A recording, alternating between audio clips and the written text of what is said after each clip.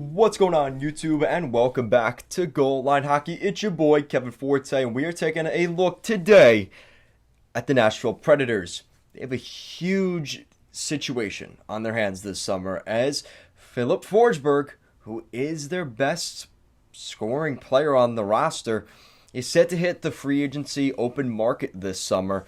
And they're still trying to work out a negotiation, trying to work on a contract, but the Predators seemingly are ready for him to go. And they do have guys in the system that they think can take that role away from Forsberg. Maybe not one player, but over the roster, guys that can take away some of that, that production from Forsberg since he's come to Nashville. So we'll be taking a look at that today. So the first report here is from Kevin Allen. The Predators have multiple backup plans if Filip Forsberg leaves Nashville. Basically, that's saying there's probably a name in free agency that they really like. Ideally, though, they have $24.4 million in cap space, so it's not really money. Money doesn't seem to be the issue. And that's where this next point, which I actually just got this morning, good thing I kind of checked it, is from Pierre LeBrun, NHL Insider. Contract talks have begun again between the Predators and Forsberg's camp, led by agent J.P. Barry of CAA Sports. My sense is that there remains a gap in where each side is willing to go at the moment. And I think a lot of that does come down to the contract and in terms of the number, because you have to think, with $24.4 million, like, why don't they just do whatever Forsberg wants here? Like, I hate to be like that, but like, Forsberg's so important to your team. You have the cap space. I don't get what they're doing here. Now, they do have some other guys to sign. Superstar forwards Matt Luff and Yakov Trenin are both up for RFA contracts this year. They're eligible for arbitration. And Luke Cunnin, who is actually pretty good. Not knocking those guys, but you get what I'm saying, right? It's not going to cost that much with those guys.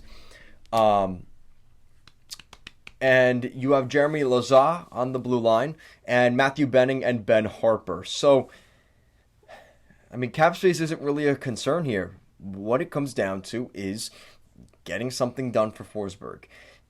I don't know what they have to do. I don't know if it's term or the dollar amount, because I would assume at 27 years old, Forsberg would want the max term, but he might be willing to take a little less to go to a contender, but not Nashville. Maybe he wants that $10.5 million per season if he stays in Nashville, compared to if he went in the free agency market.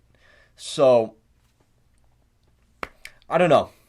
I'm kind of torn here with Forsberg. Again, it seems more of the mindset of a production by committee going into next year, because they do have Phil Tomasino, who's pretty good. I think they're still holding out hope for Eeli Tolvanen. Tanner Jeannot, who maybe not the goal scoring side of things, but still a good hockey player. Matthew Olivier. They do have guys that can score. And you look in their depth chart, Zach LeHayu, Cody Glass is still there, Jesus. So they have some guys that can produce, but again, losing Forsberg hurts. No matter how you want to put that. And I know Predators fans have been very vocal. We're keeping him.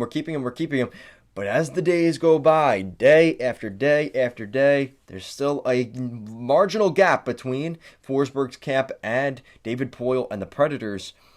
So it does make you wonder. He's going to test the market. He's going to see what's out there.